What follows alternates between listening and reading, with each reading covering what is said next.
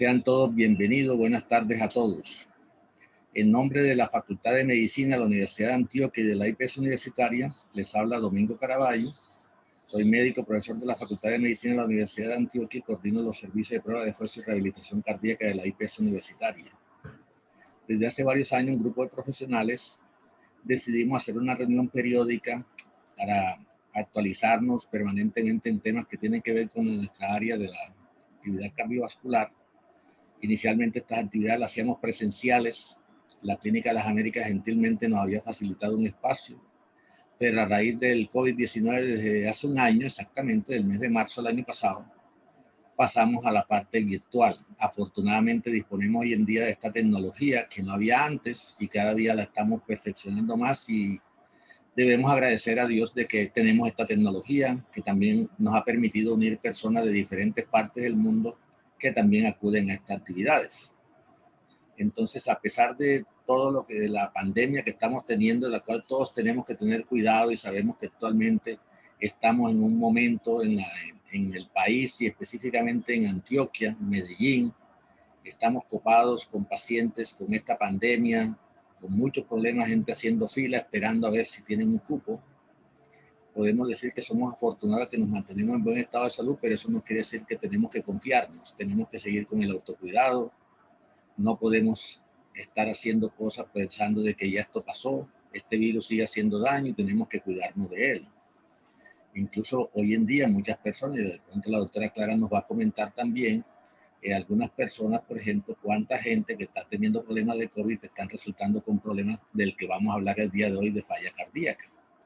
Es una cosa que es interesante porque algunas personas ya se adelantaron y me estaban haciendo esas preguntas. ¿Será que las personas que tienen COVID pueden desarrollar falla cardíaca? De todas maneras, entonces el día de hoy, por estas actividades, decidimos invitar a una distinguida doctora, la médica de aquí de la ciudad de Medellín, la doctora Clara Inés Aldarriaga Giraldo, quien es una médica especialista en cardiología e insuficiencia cardíaca. Es miembro del Colegio Americano de Cardiología, de la Sociedad Europea de Cardiología, es fellow de la Asociación de Falla Cardíaca de la Sociedad Europea de Cardiología, es coordinadora del proyecto de líderes emergentes de la Sociedad Interamericana de Cardiología, líder del programa de insuficiencia cardíaca en la Clínica Cardiovid de Medellín, jefe del programa de cardiología de la UPB, profesora asociada de la Universidad de Antioquia, miembro de la Comisión de Lancet para la Salud Cardiovascular de la Mujer, editora de la sección de insuficiencia cardíaca de la Revista Colombiana de Cardiología. Como ven, tenemos hoy en día el privilegio de tener una distinguida doctora que, haciendo uso de su tiempo, abusando también de la disponibilidad de su tiempo, nos va a regalar un periodo de tiempo para capacitarnos, orientarnos sobre una patología que afecta mucho a hombres y mujeres, pero el día de hoy vamos a hablar sobre la parte específica de la mujer. Entonces, doctora Clara, en nombre de todos los asistentes, muchas gracias por aceptar esta invitación, gracias por este regalo que nos va a hacer a todos, y estamos dispuestos a escucharla para capacitarnos y aprender mucho de usted. Bienvenida, doctora. Muchas gracias, doctor. El honor es mío acompañarlos en esta tarde de hoy, en esta reunión que yo sé que hacen desde hace ya bastante tiempo y a la cual el doctor Caraballo le pone todo el corazón. Y bueno, hoy especialmente me toca hablar a mí del corazón de las mujeres. Y cuando me hicieron la propuesta de hablarles acerca de insuficiencia cardíaca en la mujer, el tema que vino a mi cabeza inmediatamente fue hablarles acerca de la insuficiencia cardíaca con función preservada, que es la forma predominante de la enfermedad en las mujeres. Y desafortunadamente es una enfermedad que muchas veces no se diagnostica. Esto tiene grandes implicaciones para la calidad de vida de las mujeres, y como van a ver al final de esta conferencia, pues muchas de las soluciones que tenemos para esta enfermedad vienen desde la prevención. Y yo creo que eso es muy importante resaltarlo en esta conferencia. Y bueno, muchas de las cosas que yo voy a decir en la noche de hoy van a estar acompañadas de estas imágenes, que son los cuadros de las mujeres que pintó Klimt, un pintor austriaco que hizo unos retratos muy bellos de muchas de ellas. Esta es mi declaración de conflictos de interés para empezar, que para nada interfiere con esta conferencia. Y déjenme empezar proponiéndoles un caso clínico de una mujer que vi en la consulta y que definitivamente creo que es un escenario muy frecuente que ustedes probablemente también han visto en su práctica clínica diaria. Esta es una mujer de 70 años, tiene historia de hipertensión arterial desde hace más de 15 años. Además tiene una diabetes tipo 2 que ha estado relativamente bien controlada y viene a consultar por disnea. Pero esta señora ha pasado por el consultorio de neumología, medicina interna, cardiología y está un poquito preocupada porque está en un escenario gris donde le dicen su problema es el pulmón, su problema es el corazón y ella realmente no encuentra una explicación a sus síntomas. Está presentando una disnea con esfuerzos pequeños y cuando llega al consultorio varias cosas nos llaman la atención. La primera es la presión arterial, tiene 150/70, 75 de frecuencia cardíaca. El índice de masa corporal tampoco nos dejó muy contentos porque tiene 36, está catalogada como una obesidad grado 2. También tenía aumento del perímetro abdominal por fuera de las metas y lo más llamativo al examen físico es que tenía edema de miembros inferiores. Esta señora nos trae entonces un NT-proBNP a la consulta donde vemos que tiene 1500. Y bueno, yo creo que este es el mejor escenario para empezar discutiendo los retos a los que se enfrentan las mujeres cuando desarrollan insuficiencia cardíaca con función preservada y el primero de ellos es el diagnóstico. A esta paciente entonces le hicimos una ecocardiografía que aquí les tengo también el electro de la paciente donde evidentemente tenía hipertrofia ventricular izquierda y el eco nos mostró que tenía 50% de fracción de eyección, la aurícula izquierda estaba dilatada, la masa ventricular indexada a su superficie corporal era de 100, que es un valor que está por encima de lo normal para una mujer, y además tenía un patrón restrictivo de la relajación. Entonces, con todos estos elementos, definitivamente no teníamos dudas que esta mujer tenía una insuficiencia cardíaca, tenía signos y síntomas, además tenía un cuadro clínico compatible y tenía una demostración de elevación de los péptidos natriuréticos. Y quiero hacer aquí una pequeña reflexión y es que siempre cuando vemos un paciente que tiene una mala fracción de eyección, todos pensamos que esto explica su clase funcional. Sin embargo, cuando la fracción de eyección está como en el caso de ella, en 50/60, muchas veces los clínicos no atribuyen todo su compromiso sintomático al compromiso que tiene estructural cardíaco. Y recuerden que la fracción de eyección no se correlaciona con los síntomas. Tenemos pacientes que tienen 10% de eyección y levantan cajas, trabajan en oficios muy pesados físicos, mientras que una mujer como ella con 50% prácticamente puede estar imposibilitada para hacer todas las cosas de su vida diaria. Entonces, con este caso voy a mostrarles la agenda que voy a tratar en la noche de hoy. Voy a hablarles acerca de la epidemiología de la insuficiencia cardíaca en la mujer, si es o no una enfermedad infrecuente, la falla cardíaca con función preservada. El segundo punto es por qué es diferente la fisiopatología en los hombres y en las mujeres.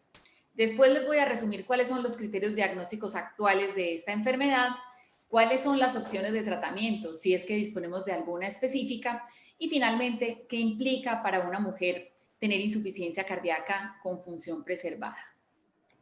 Empecemos hablando un poquito de la epidemiología de la insuficiencia cardíaca con función preservada en la mujer.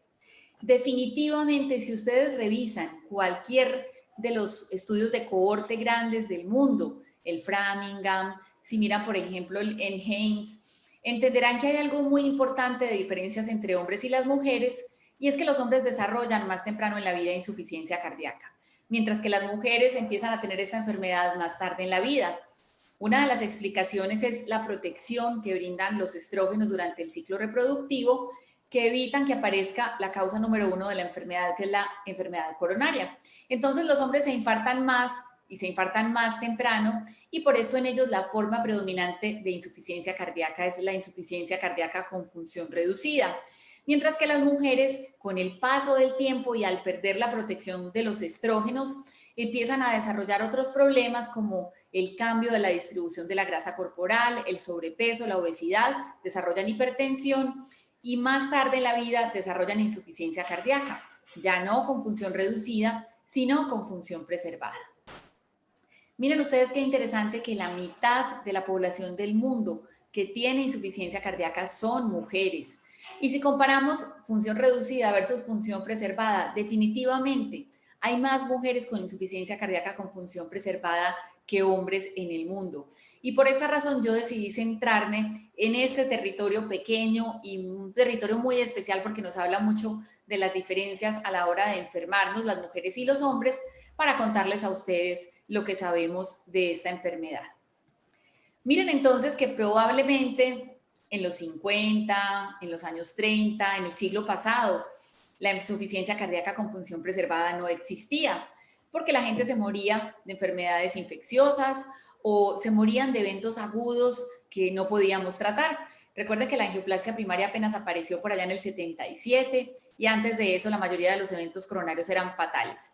Pero en la medida en que hemos evolucionado tratando la enfermedad coronaria y en la medida en que ha ido cambiando los hábitos de la población y hemos entrado en la transición epidemiológica, pues eso es lo que está pasando, que las mujeres que por razones biológicas vivimos mucho más que los hombres, pues estamos llegando a una edad más avanzada, nos estamos envejeciendo, además tenemos peores hábitos de vida, entonces con mayor frecuencia vemos mujeres obesas y la actividad física ha disminuido ostensiblemente en las poblaciones.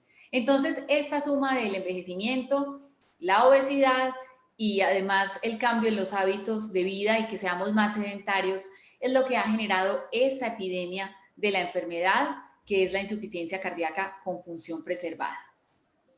Esta es una comparación muy interesante que se publicó en el 99, son datos ya viejitos pero que aplican totalmente al escenario actual. De este lado derecho tenemos a las mujeres, del lado izquierdo tenemos a los hombres.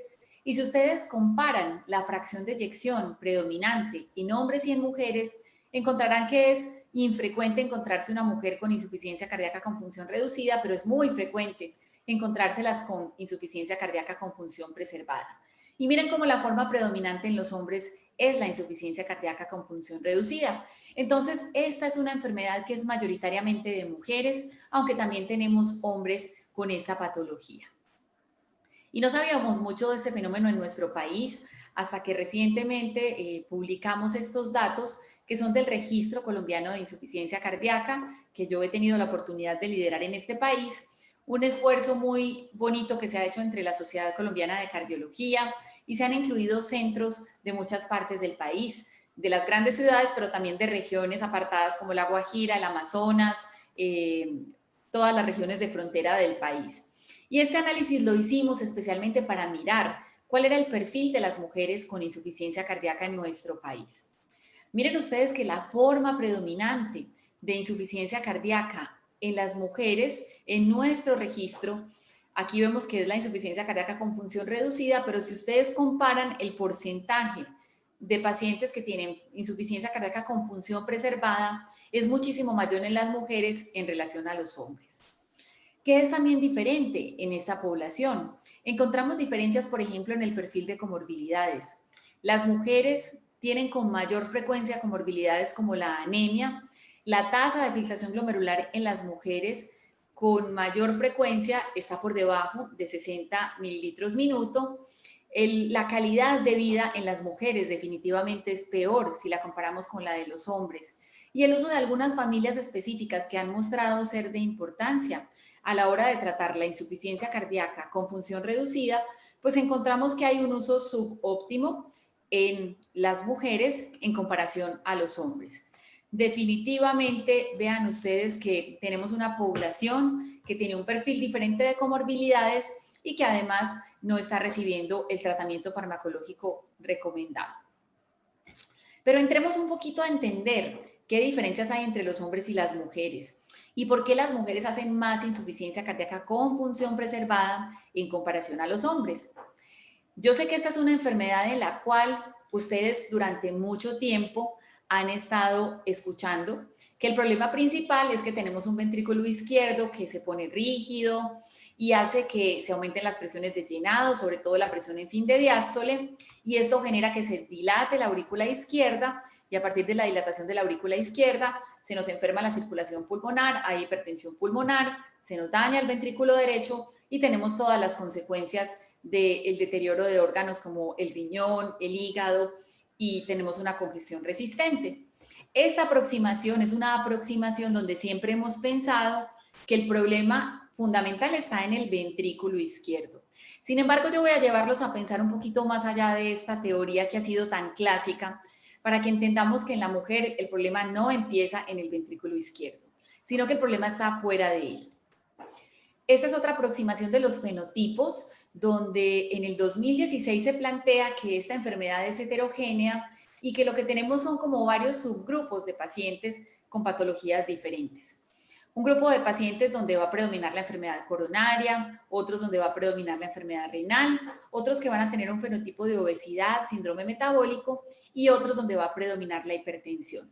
Si miramos estos 4 fenotipos, definitivamente los 2 que predominan en la mujer son estos, el de la obesidad y el de la hipertensión arterial. Son como los 2 principales que vemos en estas pacientes.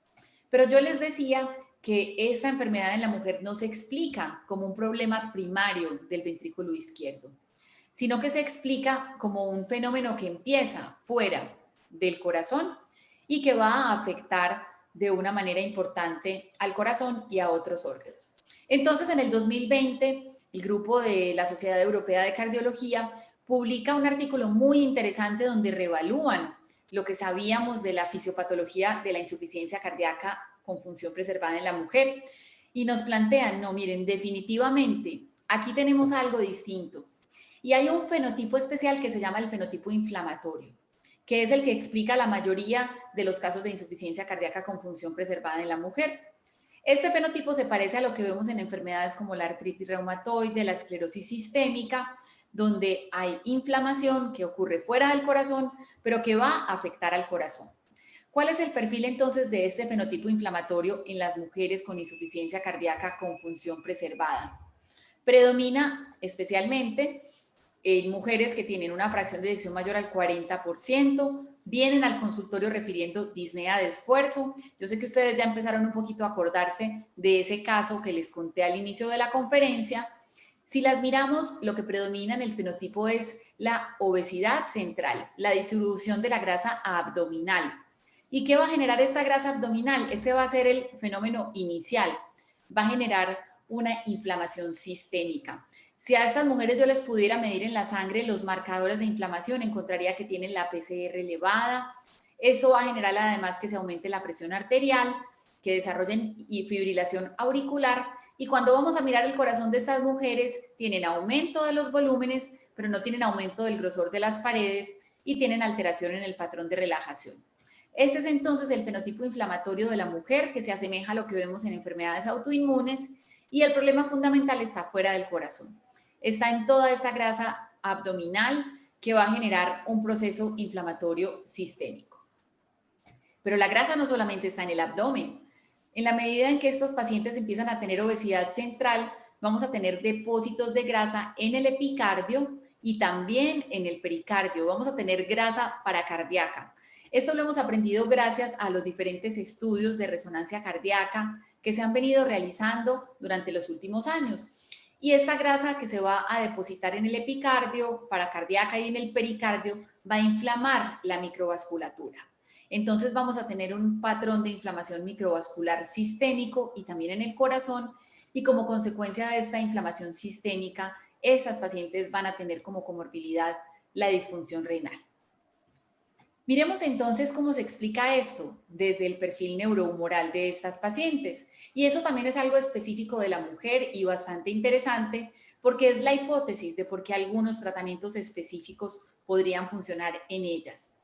Estas mujeres van a tener entonces un predominio de niveles altos de aldosterona que van a hacer que tengamos retención de sodio, agua y fibrosis. Ese depósito de colágeno en el intersticio cardíaco es lo que va a empeorar el fenómeno de rigidez y va a aumentar las presiones de llenado. Tienen además aumento de otra hormona que se llama la leptina y además de una que se llama la neprilicina, que está relacionada con la degradación de los péptidos natriuréticos. Si la neprilicina está muy activa, yo degrado los péptidos natriuréticos y no voy a poder tener las acciones contrarregulatorias benéficas que tienen ellos para la falla cardíaca. Entonces, estos 3 fenómenos van a predominar en las mujeres y vamos a tener una deficiencia de péptidos natriuréticos y una resistencia a su efecto.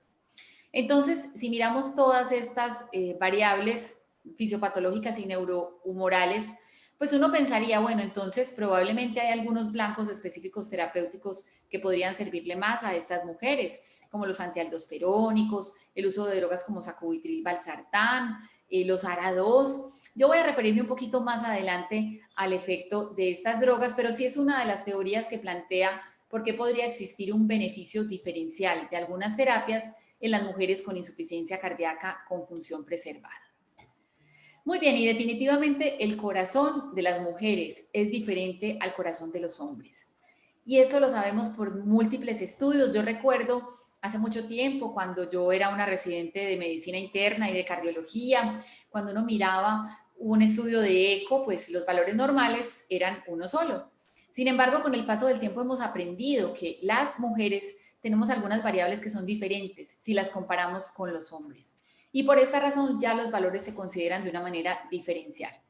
Este estudio entonces revisó todo lo que pasaba con los corazones de las mujeres y los hombres y permitió sacar unas conclusiones que son muy interesantes. Recuerden que las mujeres tenemos un corazón que es más pequeño y por ser más pequeño, pues entonces necesita manejar volúmenes más altos para poder mantener constante el volumen latido y además es un corazón que es muy dependiente de la frecuencia cardíaca.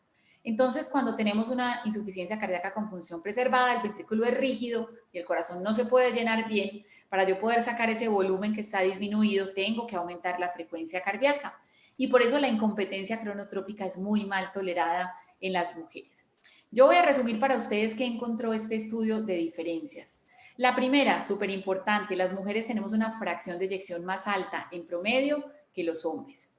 La segunda diferencia importante, esto ya lo sabíamos, nuestra masa ventricular es más pequeña, por eso yo les mencionaba que es un corazón que trabaja con base a volúmenes más altos. El volumen latido de las mujeres es menor en comparación a los hombres. El gasto cardíaco también es diferente y si ustedes miran el strain, las mujeres que para explicarles en un término sencillo, si ustedes no están muy familiarizados con esos estudios de ecocardiografía, el strain es la capacidad de deformación de las células miocárdicas. Imagínense esas células miocárdicas como un resorte que se estira y se encoge. Yo estoy sana si tengo una capacidad de estirarme muy grande y de encogerme. Entonces, entre más negativo sea este número, que es el strain longitudinal, entre más negativo sea, mejor está mi capacidad de deformación del miocardio. Entonces, las mujeres sí tienen un strain que es mayor en comparación a los hombres y además tienen un ventrículo derecho que tiene una mejor función en comparación al de los hombres.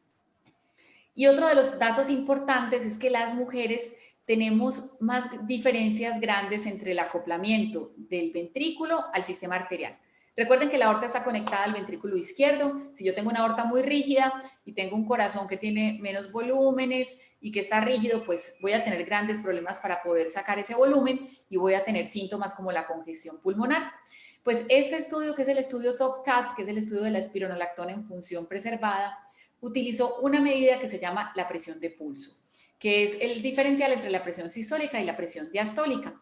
Si yo tengo una presión de pulso que es muy grande, pues quiere decir que está muy lejos la sistólica de la diastólica. Esto quiere decir que yo tengo más rígido mi sistema arterial. Y miren ustedes cómo en este estudio se observó que en la medida en que la presión de pulso se ampliaba, pues las mujeres tenían una menor probabilidad de supervivencia, mientras que si la presión de pulso era más pequeña, miren cómo prácticamente no tenían eventos. Y lo más interesante es que al comparar los hombres, no se observaron diferencias por la presión de pulso. Entonces, esto prueba que además tenemos una desproporción entre la conexión y el acoplamiento ventrículo arterial. Pasemos ahora a ampliar un poquito este punto de cuál es la fracción de eyección normal en la mujer. Yo ya les había adelantado que algunos estudios ecocardiográficos plantean que las mujeres tenemos 3 o 4% más de fracción de eyección en comparación a los hombres. Y este estudio, que es muy bonito, es el estudio de Dallas.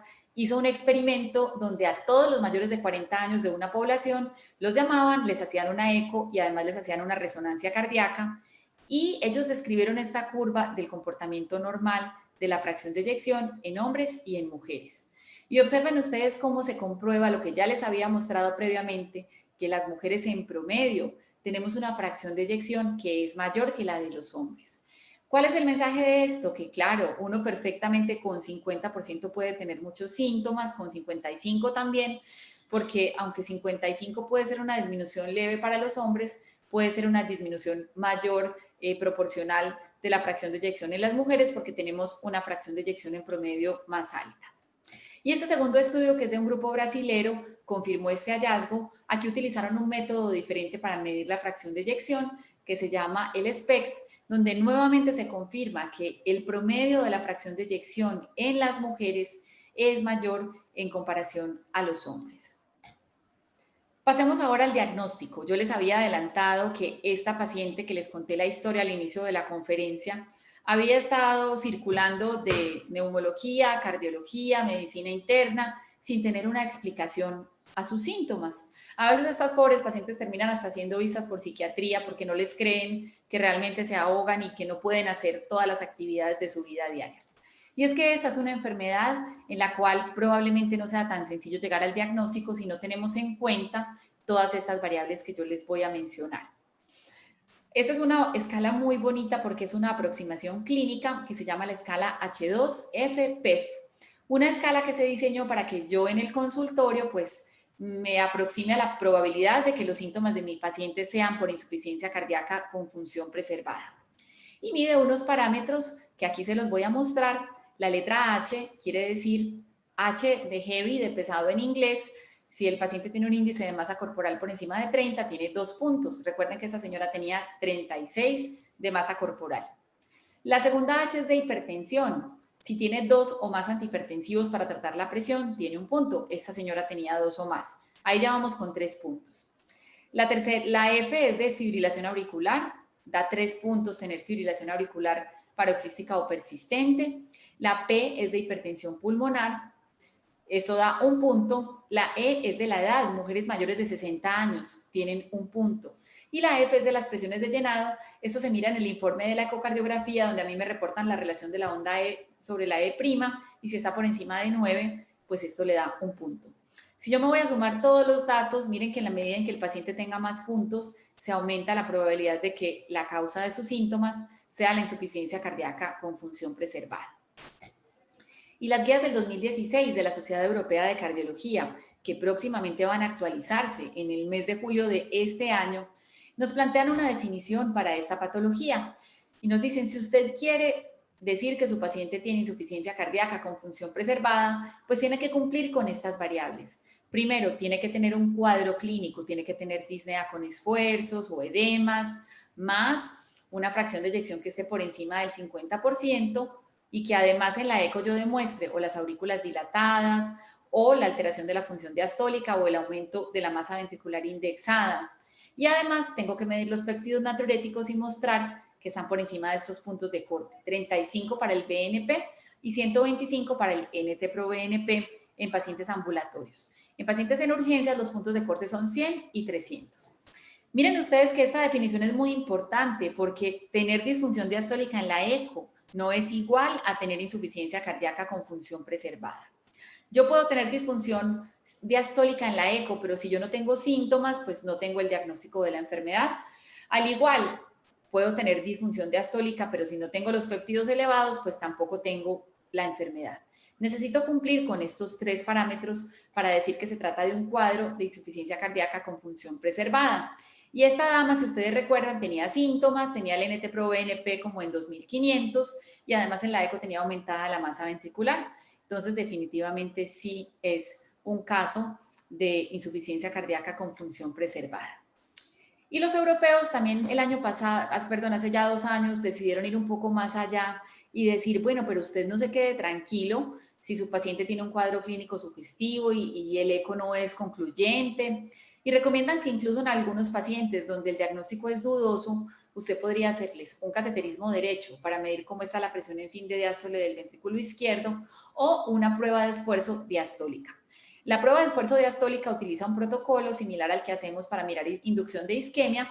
En la mayoría del mundo los pacientes la hacen en bicicleta, pero también en algunos lugares se hace en banda, donde al paciente se le hace el protocolo de Bruce y se le toman las imágenes de la función diastólica en reposo y con ejercicio máximo para mirar cómo está la relación E', y de esta manera, si se demuestra que con el ejercicio aparecen cambios de disfunción diastólica, pues ahí tenemos el diagnóstico. Y finalmente este algoritmo que es el PEF F2, la F2 es muy importante porque nos dicen, mire, Piense siempre que si esa mujer tiene insuficiencia cardíaca con función preservada, pues algo le está pasando. Y hay dos etiologías que nos sugieren buscar. Una de ellas es la presencia de enfermedad coronaria. Hay que tener como un umbral bajo para buscar si hay síntomas de angina, hay que ver el electro para pensar si estas mujeres necesitan además un estudio de sus coronarias. Y el segundo es pensar que la amiloidosis cardíaca es otra de las enfermedades que puede comportarse con este fenotipo de falla preservada. Entonces al paciente hay que ir a preguntarle si tiene síntomas de canal lumbar estrecho, túnel del carpo, disminución de la audición, si además tiene compromiso de la función renal, para mirar si probablemente hay que estudiarla con una resonancia para descartar la amiloidosis. Hasta aquí entonces el diagnóstico. Recuerden entonces que necesitamos 3 elementos: clínica, la eco y los péptidos. Si hay dudas, está la prueba de estrés diastólica o está el cateterismo derecho.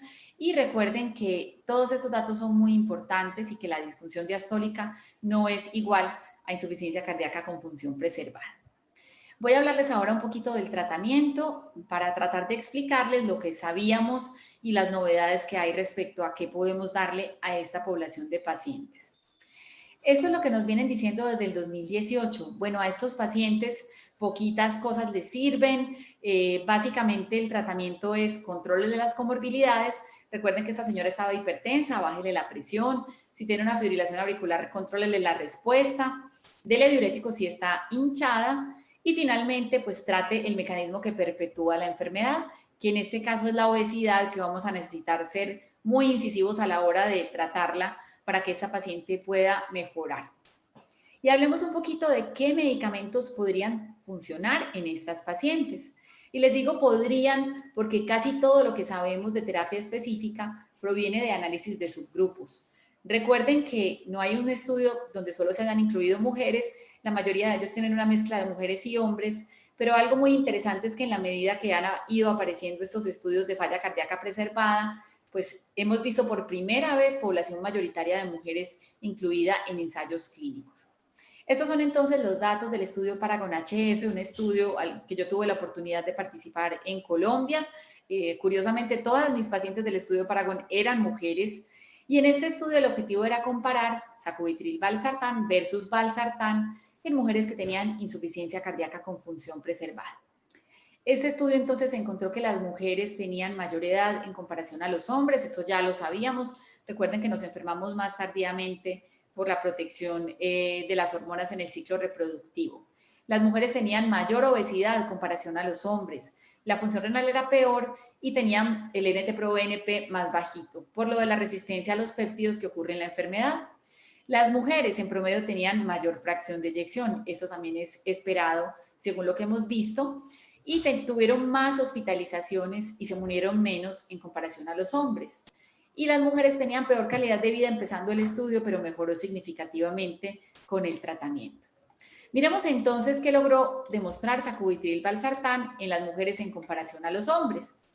Este es el primer dato, el desenlace primario, que era morirse o hospitalizarse por insuficiencia cardíaca, que fue significativamente menor en las mujeres. Las visitas a urgencias también fueron significativamente menores en las mujeres en comparación a los hombres, y las hospitalizaciones por insuficiencia cardíaca tuvieron una reducción relativa del 33% en las mujeres en comparación a los hombres. Esto quiere decir que las mujeres respondieron muchísimo mejor a la terapia que los hombres. Estos son otros desenlaces para mostrarles que la mortalidad como desenlace único pues no fue diferente entre hombres y mujeres, tampoco la muerte por todas las causas, pero sí definitivamente las hospitalizaciones recurrentes fueron menores en las mujeres y fueron significativas en comparación a los hombres. Aquí les muestro de una manera gráfica los cambios en el desenlace primario y en las hospitalizaciones totales. A las mujeres que recibieron sacubitril/valsartán las van a ver aquí en la línea roja en la parte inferior. Miren que definitivamente se observó una menor tasa de eventos y también una reducción muy significativa en las hospitalizaciones. ¿Y cómo explicar que sacubitril/valsartán sí le funcionó a las mujeres, pero no a los hombres? Bueno, si nos vamos a esa imagen de la balanza que yo les mostré, donde había un desbalance entre algunos factores hormonales, pues las mujeres tenían más obesidad central. Esto se relaciona con menores niveles de péptidos natriuréticos y resistencia a su efecto. Recuerden además que los estrógenos estimulan la vía del GMP cíclico, que es el segundo mensajero de muchas de las funciones de los cardiomiocitos y de otros órganos, y al perder la protección estrogénica, pues esto se afecta, y sacubitril valsartán aumenta el GMP cíclico, lo cual podría compensar esa pérdida de los estrógenos. Además, definitivamente cuando les midieron a estas mujeres el GMP cíclico en la orina, se encontró que era mayor en las que habían recibido sacubitril valsartán. Y estos son los datos nuevamente del estudio TOPCAT, el estudio de la espironolactona en falla cardíaca con función preservada. Las mujeres ustedes las van a observar en la línea roja y los hombres en la línea azul. Y este estudio también mostró que las mujeres se morían menos y parece que responden mejor a la espironolactona que los hombres. Y finalmente, esta es una comunicación del año pasado donde unos autores se tomaron el trabajo de sacar los subgrupos de mujeres de todos los diferentes estudios de estas familias farmacológicas, los antialdosterónicos, adicionalmente los IECAS, los ARAS, sacubitril valsartán, y este estudio concluye que las mujeres responden mejor a estos 3 fármacos. Sin embargo, como yo ya les había dicho al inicio, bueno, estos son simplemente unos análisis de subgrupos que nos permiten generar hipótesis. Probablemente, hasta que no tengamos un estudio donde toda la población sean mujeres, pues no podamos decir categóricamente que estas drogas benefician a las mujeres con insuficiencia cardíaca con función preservada. Sin embargo, el año pasado la FDA se pronunció respecto a la aprobación de sacubitril valsartán en falla preservada. Lo aprobaron como en algunas situaciones especiales y las mujeres es una de ellas. Pero miremos qué hay del manejo no farmacológico, porque si yo les dije que lo que predomina en las mujeres es la obesidad central y esa grasa abdominal es la causa que genera la inflamación, el depósito de la grasa pericárdica, epicárdica, y eso inflama la microcirculación, pues bueno, tenemos que pensar que es una medida muy simplista dar fármacos y no irnos a atacar el problema de raíz, que es la obesidad. Entonces se han realizado estudios donde se han probado 2 estrategias. La primera, darles una dieta baja en calorías, y la segunda, hacer ejercicio físico. En esta gráfica ustedes pueden observar qué pasa con la calidad de vida de estas mujeres con falla cardíaca con función preservada. Y aquí están las diferentes intervenciones. Este es el grupo control. Miren que de este lado está el consumo de oxígeno y de acá está el cuestionario de Kansas, que es una medida para mirar la calidad de vida. Las mujeres que están en el grupo control, que no bajan de peso y no hacen ejercicio, pues su calidad de vida empeora, mientras que aquellas que hacen actividad física tienen un aumento en la calidad de vida. Y si ustedes combinan la restricción de calorías más la actividad física, es donde se logra el mayor cambio en la calidad de vida y también en el consumo de oxígeno. Esto habla de la importancia de implementar siempre las medidas no farmacológicas, entender que estas mujeres hay que mandarlas a un programa de rehabilitación cardíaca, para que hagan ejercicio, se acondicionen y definitivamente para cambiarles el chip, que es necesario tener un estilo de vida más saludable. Necesitamos entonces un abordaje multidisciplinario donde nutrición tiene un papel fundamental y también el ejercicio. Miren entonces aquí las diferencias en el consumo pico de oxígeno de las mujeres que se ejercitan y las que no, y además el cambio en las fibras tipo 1 cuando les hacen biopsia muscular. Estas mujeres también tienen muchos cambios inflamatorios en los músculos y por eso mucho de la fatiga que presentan y la intolerancia al ejercicio está explicada también por cambios a nivel muscular, y el ejercicio logra revertir todos estos cambios en ellas. Y finalmente, déjenme mencionarles algunos datos acerca del pronóstico. ¿Qué significa para una mujer tener insuficiencia cardíaca con función preservada? Desde la perspectiva de la mortalidad, las mujeres siempre se mueren menos en muchas circunstancias y cuando tienen insuficiencia cardíaca se mueren menos. Esta es la comparación de los hombres versus las mujeres. Las mujeres, independiente de que tengan una etiología isquémica o no isquémica, siempre tienen una menor mortalidad comparativa a las mujeres. Las hospitalizaciones por insuficiencia cardíaca no son diferentes según el sexo, son similares en hombres y mujeres con insuficiencia cardíaca. Pero ¿qué sí es significativamente diferente en ellas? El impacto en la calidad de vida.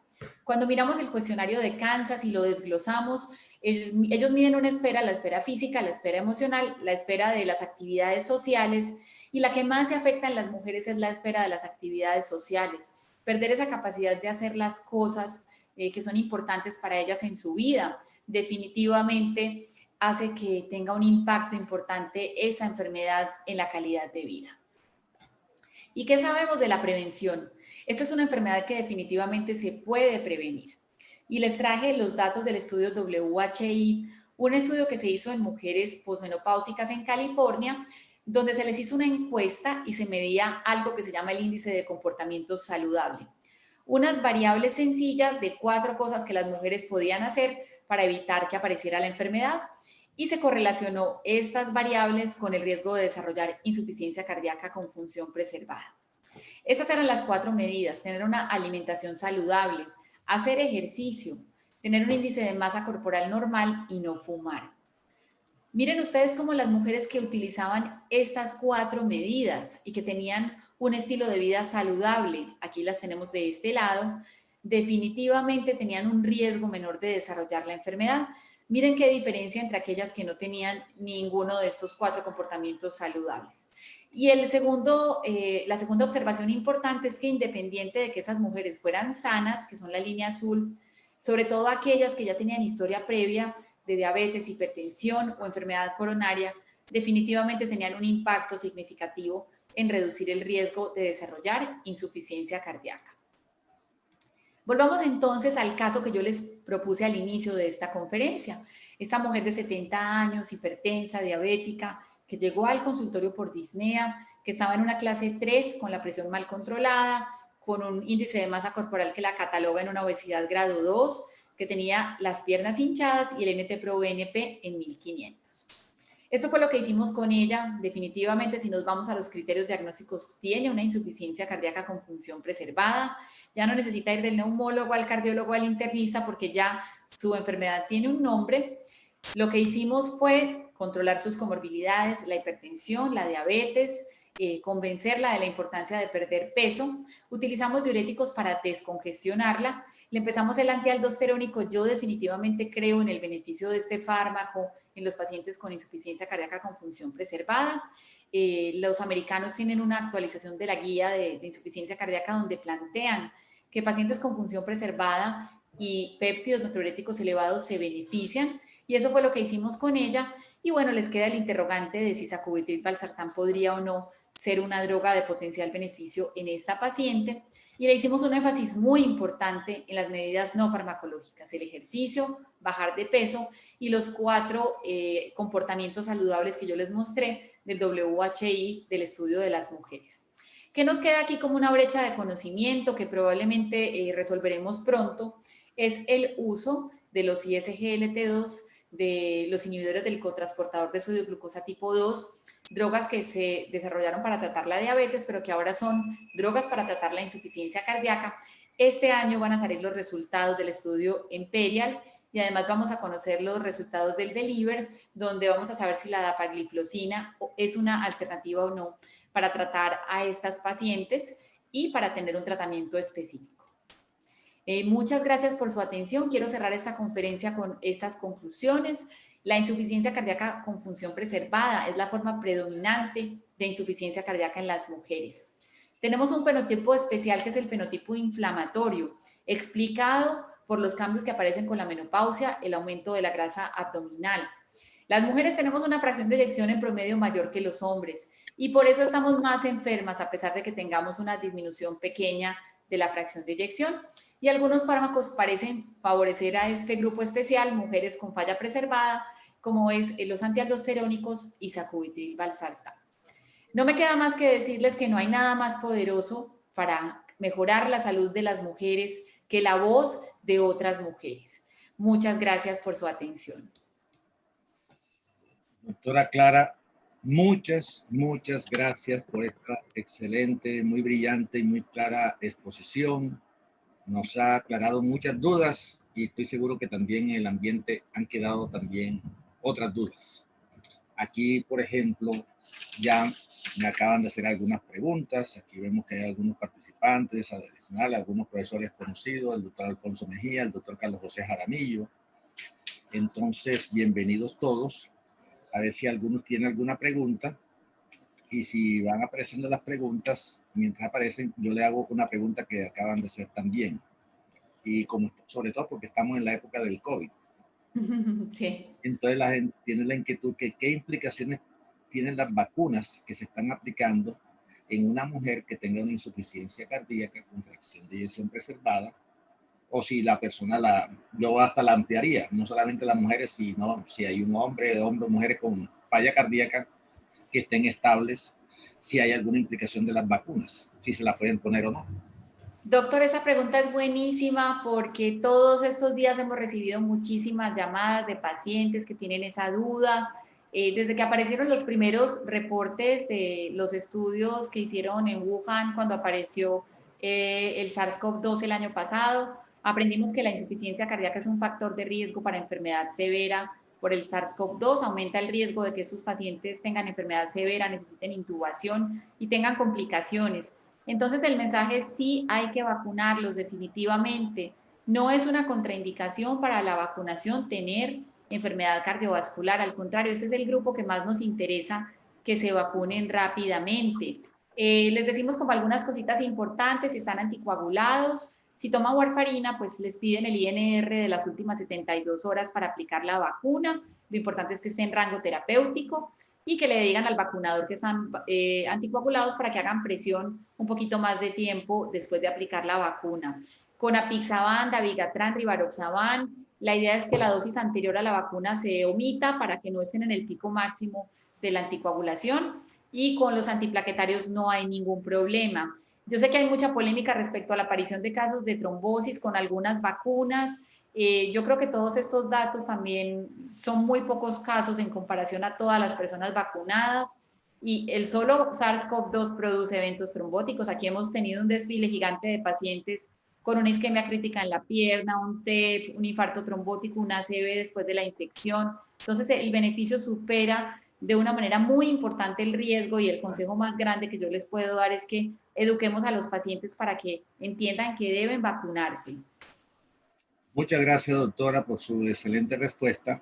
Acá alguien está preguntando si la persona normotensa, ¿qué dosis se iniciaría en la insuficiencia cardíaca con presión preservada? Se refiere más que todo al sacubitril valsartán, por supuesto. Bueno, esa pregunta es excelente. Una de las ventajas grandes de los pacientes con función preservada es que la mayoría de ellos tienen presiones arteriales altas, por lo cual es muy fácil poner todos los fármacos que uno necesite para controlarlos. En insuficiencia cardíaca con función reducida, casi todos los ensayos clínicos han empezado todas las drogas de la enfermedad, hasta el sacubitril valsartán, los ISGLT2, en pacientes con más de 100 de presión sistólica. Sin embargo, en la medida en que uno va ganando confianza con el uso de estos tratamientos, entiende que se pueden utilizar con seguridad en pacientes que tienen 95 de tensión. Incluso a veces cuando están muy cerquita de 90, uno lo que hace es que mira que les puede retirar, si el diurético, otras drogas que no son esenciales para la insuficiencia cardíaca, para privilegiar el uso de las que sí cambian el curso clínico de la enfermedad. Muy bien, doctora. Yo le hago una pregunta y es con relación a la adherencia al tratamiento. ¿Qué experiencia tiene usted con relación a esos cambios en el estilo de vida de las mujeres? Porque nosotros, por ejemplo, en rehabilitación cardíaca, vemos de que tratamos de fomentar el cambio en el estilo de vida, pero muchas veces la experiencia que hemos tenido, o al menos la que yo he tenido, es que por lo general las mujeres son como más adherentes al cambio en el estilo de vida que los hombres. Esa es la experiencia que yo he tenido. No sé si usted habrá tenido la misma experiencia. Sí, doctor, definitivamente yo creo que las mujeres entienden más fácil que los hombres la importancia de mantener en el tiempo un estilo de vida saludable, pero también hay una limitación muy grande, y es que culturalmente hemos sido las cuidadoras de todos en la casa, del esposo, de los hijos. Entonces, a veces las mujeres no entienden que tienen que aprender a tener tiempo para cuidarse a ellas mismas, y esos espacios para hacer actividad física, para hacer actividades que realmente hacen parte del tratamiento de la enfermedad, se pierden frente a la cantidad de cosas que tiene que hacer una señora en la casa, y más ahora en esta época de pandemia donde están en la casa haciendo sus actividades, trabajando, cuidando a los niños y haciendo mil cosas simultáneamente. Entonces, yo creo que hay algo que tenemos que educar a las mujeres desde el punto de vista cultural, de la importancia de cuidarse a sí mismas y tener tiempo para ellas. Muy bien, y una última pregunta que me acaban de hacer también es con relación a al cambio en el estilo de vida en la mujer desde temprana edad, lo mismo que en el hombre. O sea, viendo que usted ha hablado de la obesidad, del sedentarismo, de la obesidad abdominal, de la hipertensión arterial, qué tan bueno sería que la mujer, lo mismo que los hombres, comenzaran a fomentar un estilo de vida diferente al sedentarismo, a la alimentación irregular que tenemos. Sí, totalmente. Yo creo que tenemos que educar a las niñas para que desde la infancia se aprendan todos estos hábitos saludables, la importancia de la actividad física, todas estas cosas que se vuelven rutina desde que son pequeñas, yo creo que las van a acompañar por el resto de su vida. Otra cosa importante es que, como yo le decía, la cultura también afecta la manera en que las mujeres nos enfermamos. Ahora en mayo va a salir publicada la Comisión de Lancet para la Salud Cardiovascular de la Mujer, en la cual yo tuve la oportunidad de participar. Y es un análisis muy bonito de cómo la cultura también hace parte del fenómeno de la enfermedad en las mujeres. Es diferente lo que le pasa a una mujer en África, en Asia o lo que nos pasa en Latinoamérica. Y yo creo que definitivamente la educación es básica y qué bueno que desde la escuela primaria y desde todas las partes que tengamos contacto con las mujeres podamos educarlas y enseñarles a cuidarse. Es la única manera de poder cambiar todo el panorama de la enfermedad cardiovascular en la mujer. Muchas gracias por su respuesta, doctora. Hasta el momento no hay más preguntas. Yo le comento a todas las personas que estas charlas son grabadas y se colocan más tarde en la plataforma de la Universidad de Aulas Abiertas. Desafortunadamente ha habido algunos inconvenientes y por eso no hemos juntado incluso la charla del mes pasado, la de la doctora Claudia Anchique. Pero esta charla, la doctora Clara, la doctora Anchique, todas esas charlas serán montadas en la plataforma. Oportunamente las personas que quieran recibir esta charla, ya cuando ya estén montadas, yo les mando directamente eso, pueden escribir al correo mío de la universidad, domingo.caraballo@uda.edu.co, y una vez tengamos eso, yo les aviso para que puedan acudir a esa plataforma de las aulas abiertas de la Facultad de Medicina, y ahí podrán encontrar todas estas charlas y esta charla que nos acaba de dictar la doctora Inés Aldarriaga, a quien estaremos toda la vida muy agradecidos porque es muy clara la exposición y nos ha puesto a usted y a todos, hombres y mujeres, a que tenemos que cuidarnos, a fomentar un buen estilo de vida desde temprana edad. Sí, Domingo, ¿puedo hacer una doctor. pregunta? Aquí el doctor Carlos José.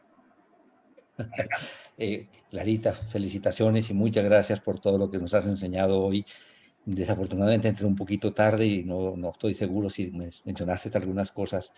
Esta mañana estuve en una conferencia del doctor Valentín Fuster, donde da una panorámica de toda su visión del trabajo del paciente con aterosclerosis y cada vez le da más importancia a la salud cerebral, a la parte de las alteraciones cognitivas, que de pronto para todos los seres humanos a veces pueden ser mucho más importantes mirar las consecuencias que pueden tener las enfermedades cardiovasculares en la parte de función cognitiva. En la parte de falla cardíaca, sé que entre los parámetros que tenemos de calidad de vida están esos dominios, pero no sé si específicamente una evaluación un poco más juiciosa de impacto en la función cognitiva de pacientes con falla cardíaca se ha evaluado y se tenga de pronto en cuenta como uno de los resultados importantes en la modificación de los factores de riesgo, porque son usualmente comunes para aterosclerosis y también, pues obviamente la falla cardíaca tiene alteraciones hemodinámicas que pueden modificar la circulación cerebral.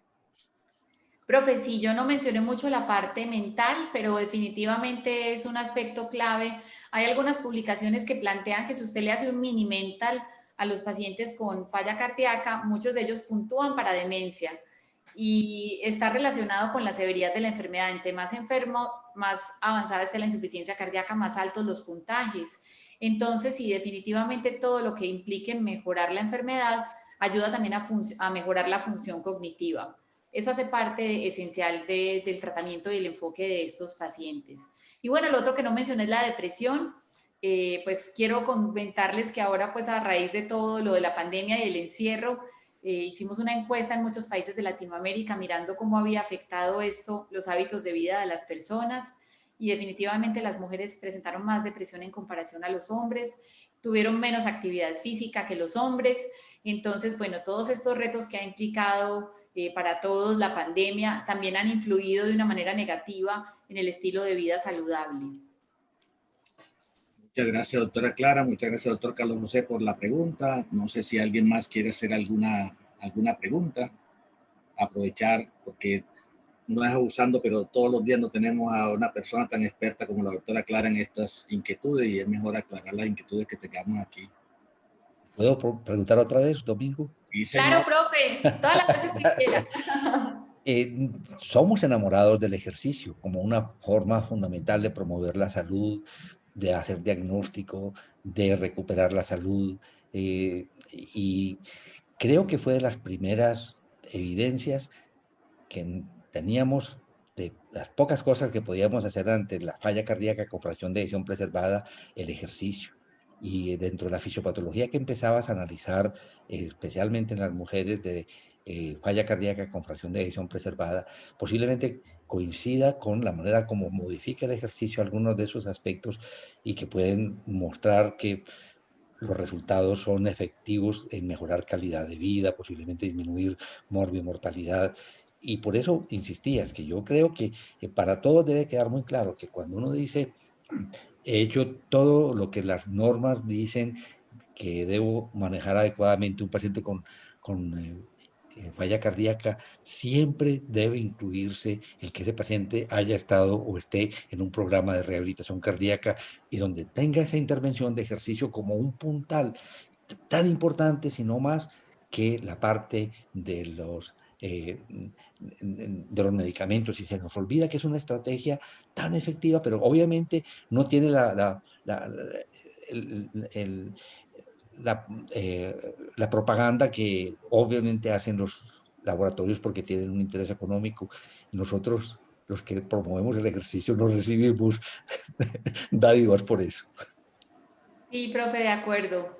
Yo soy la primera enamorada del ejercicio. A las 5 de la mañana ya estaba haciendo mi ejercicio y bueno, me emociono mucho de ver cómo otras personas van incorporando esa rutina en su vida y los pacientes aman ir a rehabilitación cardíaca. Nosotros personalmente, independiente de que tengan o no, de que tengan insuficiencia cardíaca preservada o reducida, siempre los enviamos a 36 sesiones de rehabilitación cardíaca y definitivamente la intervención genera cambios muy importantes. Muy bueno, doctora. Aquí hay una última pregunta que están haciendo si la persona tiene una mujer joven con antecedente de enfermedad cardíaca familiar. Se debe iniciar temprano como una evaluación, control médico, asesoría desde el punto de vista de prevención.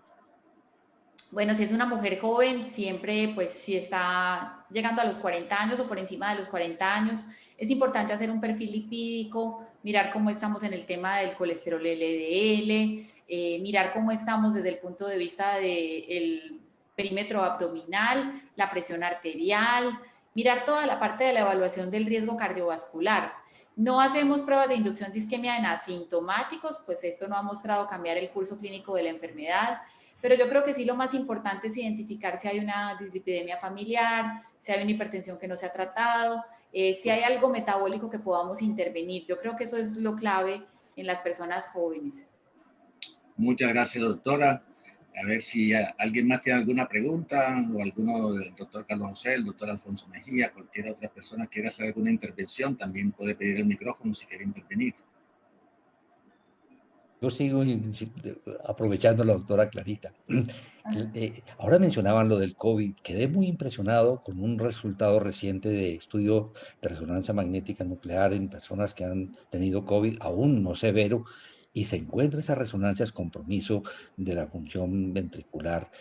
Entonces, creo que vamos a tener que estar mucho más atentos a las posibles complicaciones de las personas que tuvieron COVID, preguntar más estrechamente por sintomatología, porque es muy factible que nos llevemos sorpresas del compromiso miocárdico causado por COVID, aún en pacientes que no hayan tenido síntomas muy severos. ¿Es así? ¿Es correcto eso, Clarita? Sí, profe, de acuerdo. Ese estudio que usted menciona es un estudio de un grupo alemán que a pacientes que no habían tenido enfermedad severa les hicieron a todos resonancia y la frecuencia de hallazgos compatibles con miocarditis lo deja a uno sinceramente abrumado y asustado porque en muchos de ellos encontraron cambios sugestivos de miocarditis. Yo he visto una avalancha de personas consultando en toda esta época que les dio el COVID, que no les dio severo, y que quedan con un montón de manifestaciones, taquicardia persistente, síntomas disautonómicos. En muchos de ellos hemos encontrado que quedan con algo de disfunción del ventrículo derecho, y hallazgos como aumento de la masa ventricular. No hemos hecho resonancia en todos, pero en algunos de ellos hemos encontrado cambios de miocarditis, eso es correcto. Sí, yo creo que tenemos que estar muy atentos a que vamos a tener una avalancha nueva de pacientes cardiovasculares después de la infección. Y yo creo, doctora, que eso también nos va a permitir, por ejemplo, en las personas que tienen COVID, teniendo en cuenta esa parte de la miocarditis, etcétera, es posible que la persona aparentemente ya esté asintomática y uno lo manda al programa de rehabilitación cardíaca, pero tenemos que tener en cuenta que posiblemente tiene la parte de la miocarditis, pero no vamos a estar haciendo resonancia a todos. Entonces, habrá que hacer actividad, pero una actividad mucho más suave, gradual, para evitar eso. Y aparte de todas las limitaciones musculoesqueléticas que tienen las personas que están saliendo de COVID, tenemos que ser más cuidadosos con las personas para reanudar su vida normal, su actividad física normal, su vida sexual, etc. Sí, totalmente de acuerdo. Otra Clarita. ¿Se puede? Bueno, mi pregunta va a algo relacionado con un documento nuevo que yo sé que seguramente lo comentaste, me excusas que yo llegué tardecito. Esa definición, la nueva definición universal de falla cardíaca, qué de pronto, qué mensajes hay que puedas de pronto resaltar allí en esa nueva definición, si nos aporta cositas interesantes o no? Profe, yo realmente veo que esa nueva definición es como estandarizar lo que ya había previamente. Yo creo que ahí se resalta la importancia de todo lo que yo mencioné, es un síndrome clínico donde necesitamos síntomas, signos, los hallazgos ecocardiográficos, los biomarcadores cada vez tienen una mayor relevancia a la hora de definir la presencia de la enfermedad. Yo creo que esos son como los puntos claves de esa nueva definición. Y lo de pronto de falla cardíaca recuperada. Ah, sí, profe, claro. Bueno, esa categoría, definitivamente, esa definición estática de reducidos, rango medio y preservados, yo nunca he creído mucho en eso. Yo creo que definitivamente la enfermedad se parte en los que se recuperan y los que no.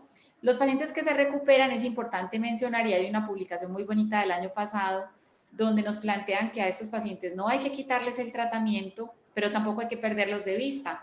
Hay que hacerles un seguimiento que incluye las imágenes, la parte clínica, incluso los biomarcadores, para estar seguros que estos pacientes no tengan una recaída de la enfermedad y, como les decía, nunca se les quita el tratamiento porque pueden empeorar. Muchas gracias. Doctora Clara, que hay otra pregunta que apareció, dice, si se ha encontrado alguna relación entre cardiopatía por taconsubo, falla cardíaca con fracción de eyección conservada o preservada.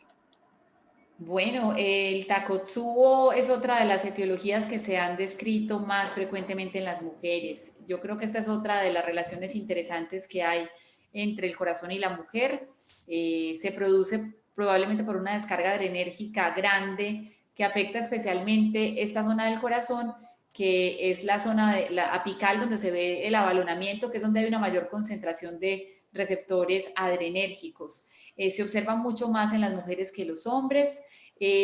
Falla preservada, pues esta generalmente es un cambio transitorio que mejora a partir del tiempo, entonces hace parte más como de esos trastornos agudos que se pueden observar en la mujer más que los crónicos. Bien, bueno, si no tenemos más preguntas, no nos toca al doctor Alfonso Mejía. No, Hola, qué doctor. pena.